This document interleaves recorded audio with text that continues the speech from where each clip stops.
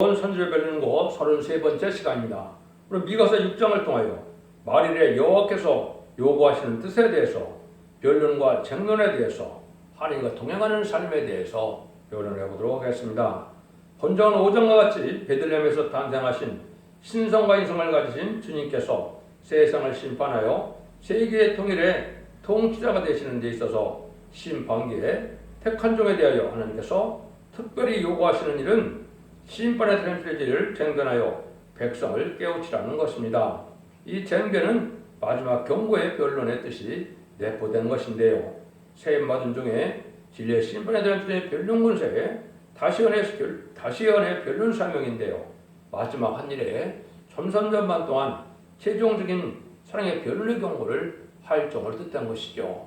어떻게 보면 하나님의 말씀을 더 이루어서 하나님의 뜻을 완성시키는 사명이다 이렇게 볼 수가 있겠죠. 그래서 계시록적으로 보면 다시연하는 사명이고 질반 같은 것들로 청명하는 사명이고 또한 성령과 신부가 하신 말씀으로 마지막 변론하는 말씀의 사명이다 이렇게 볼 수 있는 겁니다. 본문을 통하여 하나님께서 하시고자 하는 것이 무엇인지를 우리가 알아보도록 하겠습니다. 1절 2절입니다. 너희는 여호와의 말씀을 들을지어다. 내게 이르시기를 너는 일어나서 산 앞에서 쟁변하여 작은 산으로 네 목소리를 듣게 하려 하셨나니 너희 산들과 땅의 견고한 지대들아 너희는 여호와의 쟁변을 들으라. 여호와께서 자기 백성과 쟁변하시며 이스라엘과 변론하실 것이라. 심판기에 택한 종에 대하여 하나님께서 특별히 요구하는 일을 심판의 트랜지의 진리를 쟁변하여 백성을 깨우치라는 말씀인데요. 마지막 심판기에는 왜 변론을 쟁변하여 깨우치라는 것이 하나님의 사명인데요. 이것은 이사야 3장 13절에 보시면 여호와께서 변론하러 일어나시고 또 심판하러 일어나신다 이렇게 말씀했거든요. 그러니까 하나님이 이 세상에 변론하고 심판하는데 하나님이 직접 와서 변론하는 것은 아니겠죠. 하나님이 택한 종을 통해서 하나님이 하실 변론을 하라 이 말인데 이것은 연속계시를 본문 그대로를 하나님의 뜻대로 변론하는 그런 뜻이다 이 말입니다. 그래서 북방망하고 새 시대 온다는 그 말씀을 가지고 이제 목숨을 걸고 사명을 감당하라 이런 말씀이다 이 말이거든요. 세상 어느 누구와도 다 변론할 수 있어야 되고 어느 권세도 다 이 변론 앞에 순종해야만 되니까 완전변에 이르는 종을 하나님이 키워서 하나님 마지막 변론의 경고를 하는 뜻이다 이렇게 볼 수가 있는 겁니다. 이 쟁변은 이제 감정적으로 하는 것이 아니고 얼마든지 상대방이 어떻게도 감정이 없이 어느나 불타는 마음, 화평한 마음, 사랑의 마음으로 쟁변을 해야 되는 것이고 혈기를 내는 것은 마귀한테 지는 일입니다. 그래서 이 변론할 수 있는 인격을 갖추는 것이 하나님 요구하시는 하나님의 종의 인격이다 이렇게 볼 수가 있으며 마지막 경고의 변론이고 다시연의 진리의 심판에 대한 필의 청량 역사를 뜻한 것이다. 이래서 마지막 한 일의 중에 전선전반에 알고가 쫓겨날 가르는데 알고를 가르는 이런 모으는 이런 변론의 역사다 이렇게 정리할 수가 있겠습니다. 이 말씀에 대한 부분을 몇 군데만 말씀을 한번 해보겠습니다. 이사야 1장 18절 이하에 보면 여호와께서 변론하시되 너희 죄가 주홍 같을지라도 눈같이 해질 것이요 지름같이 붉을지라도 양털같이 되리라. 너희가 즐겨 순종하면 아름다운 선을 먹을 것이요 배반하면 칼에 삼켜온다고 그랬죠. 이 최종 변론 동안에 순종하는 데는 원죄적 문제를 다 해결해버려서 축전 몸이 되고 에덴 동의 축복을 받게 된다 이 말입니다. 근데 이 변론을 배반하면 환란제왕 심판을 살아남지 못한다는 말씀이죠. 그 변론이 최종적으로 이루는 것이 미가서 6장 1절 2절이다 이렇게 볼 수가 있는 겁니다. 이것을 이제 계시록 10장 11절에서는 뭐라 그럽니까? 이제는 많은 백성과 나라와 민족과 임금에게 다시 내야 하리라 이렇게 말씀을 했죠. 그래서 다시 내는 사명자는 2700년에 썼던 이 예언서의 말씀을 이 시대에 맞게 하나님의 뜻에 맞게 변할 수 있는 종의 사명이다 이렇게도 볼 수 있는 것이죠. 그걸 이제 계시록 11장 3절에서는 두 진에게 권세 주리니 1260일 동안 예언한다 이렇게 말씀하시죠. 그래서 1300년 만에 변론에 예언을 붙였다 이렇게 볼 수 있는 것이죠. 이사야 41장 1절에 보면 소음들아 내 앞에 잠잠하라. 민족들아 힘을 새롭게 하라. 가까이 나오라. 그리고 말하라. 우리가 가까이 하여 서로 변론하자. 세린 것에 받은 변론것에 받은 종이 마지막으로 이렇게 변론해서 이것을 동방에서 깨우치는 역사인데 이거를 성경에서는 이제 동방 역사다 이렇게 말씀을 하시죠. 이런 일들이 이제 하나님이 하시고자 하는 뜻이고 이거를 이제 우리 주님께서는 뭐라 그랬습니까? 마태복음 24장 45절에 보면 충성되고 지혜 있는 종이 되어 주인에게 그 집사람을 맡아 때를 따라 나눠줄 양식을 나눠줄 자가 누구뇨? 이렇게 말씀했죠. 이것이 주님께서 이제 하나님의 주님의 뜻을 온전히 변론해서 이제 하나님의 뜻을 알게 하고 뜻에 순종한 자를 복받게 할 시대적인 사명대로 뜻했다. 이렇게 보시면 됩니다. 그래서 이것이 어떻게 보면 참 중요한 말씀이다. 이렇게 볼 수가 있죠.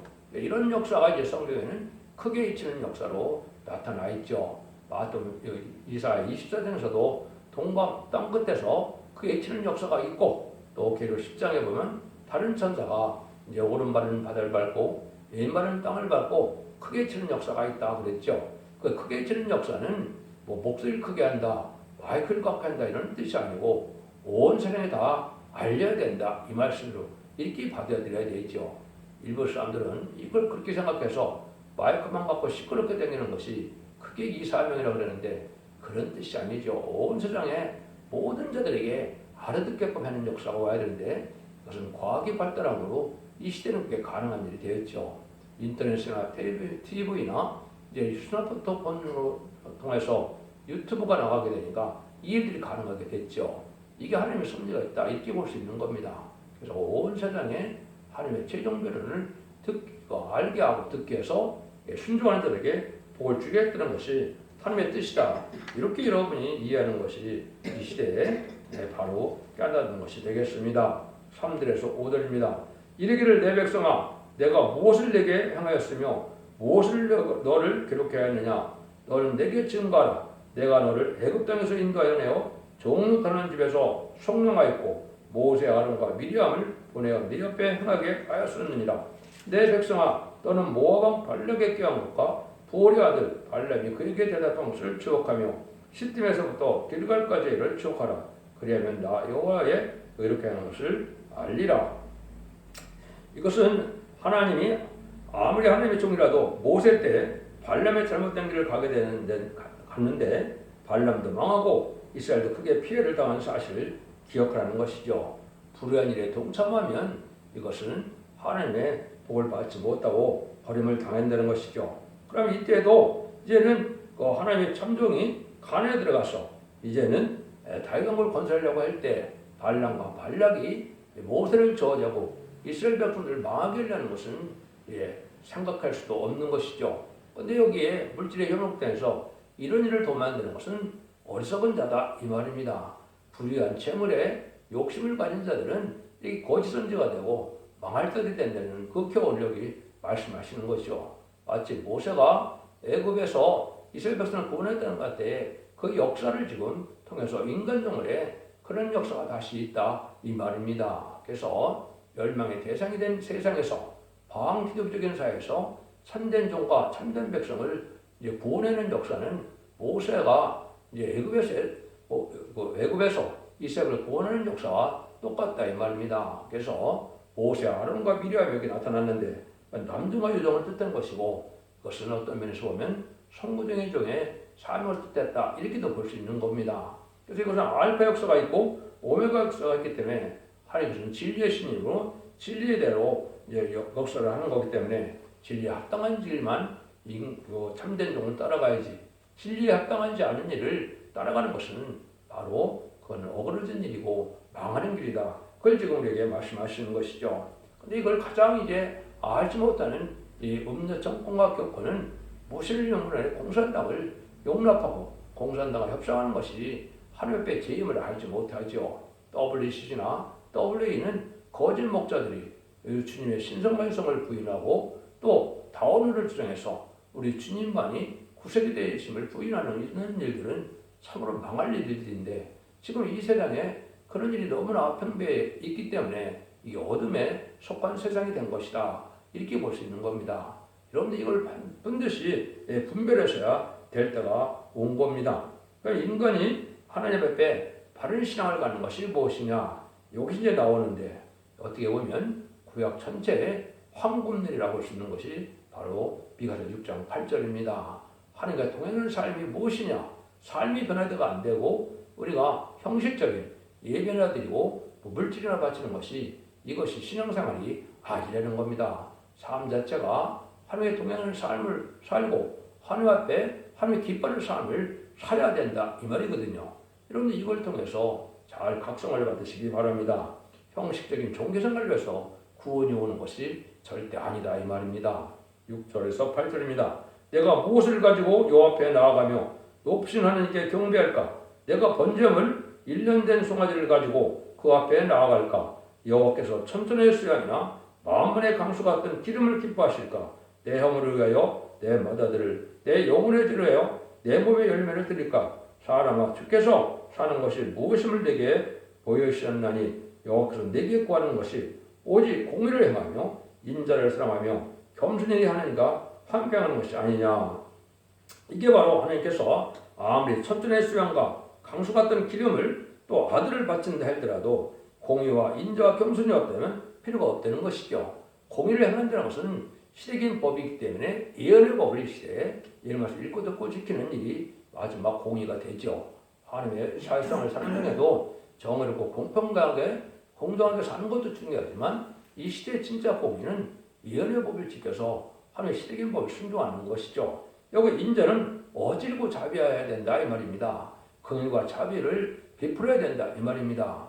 기독교인이 되어갖고 완악하고 광박해서 긍휼과 자비가 없다면 하나님의 참된 백성과 참된 종이 아니라는 뜻이죠. 여기서 인자를 쌓는 것은 어지르고 자비롭게 살아라 이 말이거든요.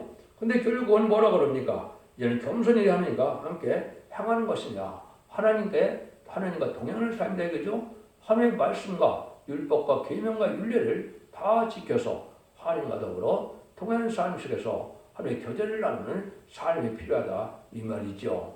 요한 1서에서 보면 하나님과 예수님과 성도가 서로 사귐이 있다 그랬죠. 이것이 바로 진리 안의 교제가 되어서 하나님 기뻐하는 삶을 살아가는 것이 하나님이 요구하는 삶이다 이 말입니다. 형식적인 종교 행위를 요구하는 것이 아니라는 거죠.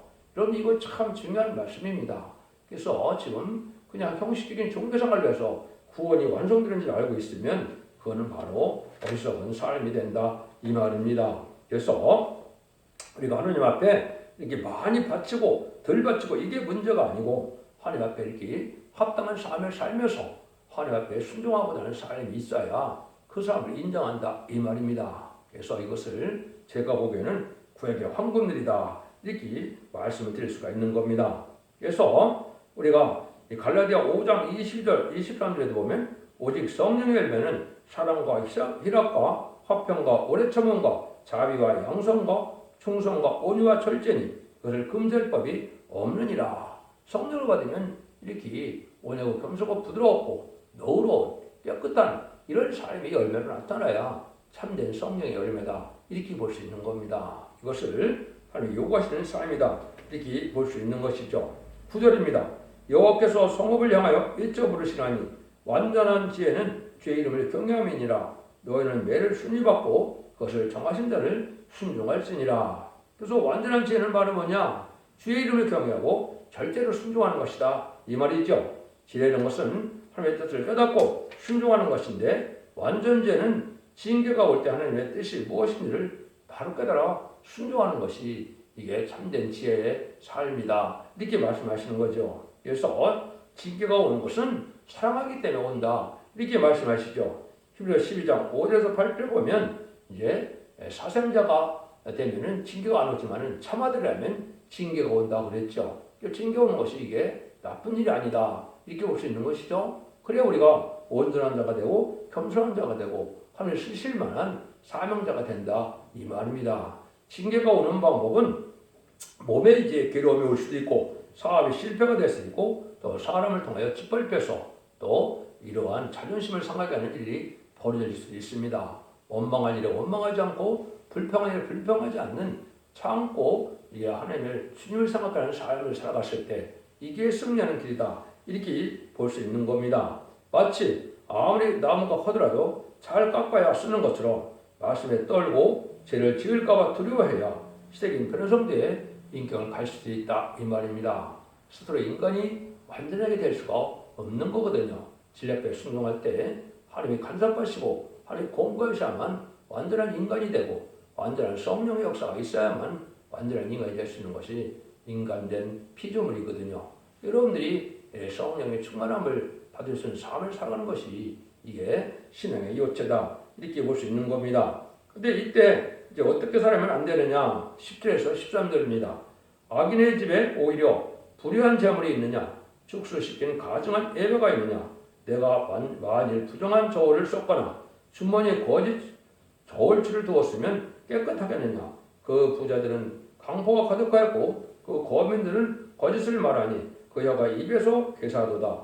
그러므로 나도 너를 쳐서 증이 상하게 하였으며 내 죄를 인하여 너를 장막하게 하였나니 불의한 재물을 갖고 살아면 안 된다는 것이요. 삶 자체가 거짓된 삶, 불공평한 삶, 남을 속이는 삶, 남을 오해하게 하는 삶, 이런 삶을 살아갖고는 하나님의 백성이라고 볼 수 없다는 겁니다.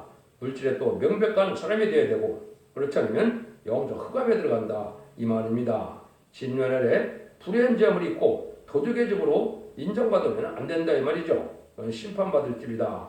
하나님과 재물은 겸하여 섬길 수 없다고 마태복음 6장에서 말씀하셨죠. 그래서 한 사람이 두 진을 섬기지 못할 것이니 혹 이를 비호하며 저를 상하거나 혹 이를 중히 여기며 저를 경히 여김이라. 너희가 하나님과 재물을 겸하여 섬기지 못하느니라. 이렇게 말씀하셨죠. 근데 지금은 어떻게 가르치겠습니까? 예수 믿는 것이 세상에서 부경을 이루어서 잘 먹고 잘 사는 것이 예수 믿는 게 목적이 되는 것처럼 이렇게 지금 종교가 잘못되고 있죠. 이것은 잘못된 신앙이시죠. 여러분들은 이 세상의 인간 70을 잘 먹고 잘 살기 위해서 예수를 믿는 것이 아닙니다. 하나님의 사랑은 이제 세상을 신발하고 에덴의 축복을 주시고 에덴의 축복 후에는 영원한 무공색에서 완전한 축복을 받게 하는 것이 하나님의 사랑이지 인간 70을 잘 먹고 잘 살게 하는 것이 이게 신앙의 근본이 아니라는 겁니다. 그래서 10절, 16절에 보면 이런 말씀이 나오죠. 내가 먹거나 배부르지 못하고 속이 항상 빌 것이며 내가 감추나 보존되지 못하겠고 보존된 것은 내가 칼에 붙일 것이며 내가 씨를 뿌리나 추수하지 못할 것이며 감나무를 밟거나 기름을 내 몸에 빠르지 못할 것이며 포도를 밟거나 술을 마시지 못하리라. 너희가 오므리의 율례와 아합제의 모든 행위를 지키고 그 길을 쫓으니 이는 나로 너희를 황묵케 하며 그 거민으로 자라는 희석거리를 만들게 함이라. 너희가 내 백성의 수욕을 담당하리라. 사람이 물질을 탐함으로 오히려 심판날에 큰 어려움을 받게 되고 고통을 받게 된다는 것이죠. 하나님의 뜻에 순종치 않으면 환난장이라는 이 세상 부경화를 누릴 수 없는 때가 온다 이 말입니다. 지금은 농사를 잘 짓고 뭐 사업이 잘 돼서 잘 먹고 잘 사는 세상이 되었지만은 이렇지 못할 때가 온다는 것이죠. 불가분 하나님께서는 불의한 자를 심판할 때가 올 때는 그런 자들은 살 수가 없다는 걸 지금 말씀하시는 것이죠. 그래서 희석거리가 된다. 이 시대에 참된 신앙이 누가 잘하는 것인가? 누가 참된 신앙의 정리를 가는 것은 환난장이 와야 안다는 뜻입니다. 환난장이 올 때 하나님 절대는 보호와 인도와 양육을 받으면 그 사람이 신앙이 잘 된 것이고 또 환난장에 이제 보험을 받지 못하고 심판 때 멸망을 당한다면 이제는 그때는 그 사람은 수치를 당하는 일인데 그리스도의 수치는 그때 알 수 있다 이 말입니다. 그래서 북방 환난의 심판이 올 때 하나님의 보호와 인도를 받을 만한 신앙을 갖게 되는 것을 여기 말씀하셨는데 신의 불의한 재물을 탐내지 말아야 된다 이 말이죠. 여기 보면 오므리의 율법과 율례와 아합집의 모든 행위를 가졌다 그렇죠. 이게 이제 악한 일을 행하면서 남을 억울케 하고 남을 탐하는 자들은 이것이 하나 앞에 합당치 않다 이 말입니다. 불의와 타협하면 거짓 일을 따라가는 일이 되는 것이고 또 말씀도 말씀의 본문에 따라서 진리에 이끌어간 신앙생활이 돼야 진리하는 일, 진리의 예수님, 진리의 성령님과 같이 하는 것이지 제 성경 본문을 지켜두고 자기 생각과 뜻에 맞게 산다면 합당치 않다고 경고를 하시는 겁니다. 여러분 진리의 말씀을 지켜 행하는 것이 신앙임을 잘 깨달아서 이 시대는 예나 말씀을 읽고 듣고 지켜야만 이제는 원죄자들이 해결받고 흑암에 빠지지 않고 또 이기는 자의 삶으로서 세세 축복을 누리게 된다 이 말입니다. 기독교 2000년의 역사가 예수 믿고 종장받아서 영원 구원을 받는 천국 복음을 이제는 그것을 거슬려는 것이 아니고 죽지 않고 세시다가고 죽음을 맛보지 않고 변화승천하여 공중강림하는 예수님을 영접함으로 남은 자는 한번 백성이 되어 세대의 축복을 누리게 되는 것이 이 시대의 참된 신앙의 길인 것입니다. 이것을 기록 10장 6절에서는 죽지 않는 복음이라서 영원한 복음이라고 그랬죠. 그 복음을 전하고 그 복음을 순종할 때가 오는 것이다. 이렇게 볼 수 있는 겁니다. 하나님께서는 종으로 택한 다음에 절대로 말씀 중심에서만이 움직여야 된다는 것을 가르친 것인데요. 진리의 신분에 대한 주의 변론이며 다시 예언의 경고의 그 사명자가 마지막 변론의 경고를 하게 되고 변론들의 심판이 오고 변론들의 축복이 온다는 그것을 여러분 강조한 것이다. 이렇게 볼 수가 있습니다. 그래서 인간의 끝을 맺는 역사는 하느님이 완전히 이룬 종을 통하여 하느님의 예언의 말씀을 온 세상에 듣게 하고 그 듣지 않는 자들을 이제 순종하는 자는 복을 받고 순종치 않는 자는 심판을 받게 된다는 것이 하나님이 하시고자 하는 말씀이다. 이렇게 볼 수 있는 겁니다. 여러분들은 진리를 잘 분별해서 이 시대에는 바로 완전일분의 역사를 통하여 원죄 자문을 걸어서 자손만대 축복을 받게 되는 것이 참된 기독교인의 소망임을 깨달으시고 여러분들 진리를 잘 분별하심으로 자손만대 축복을 누리는 복된 종들과 성도님들이 다 되시기를 예수님의 이름으로 간절히 축원드립니다. 아멘.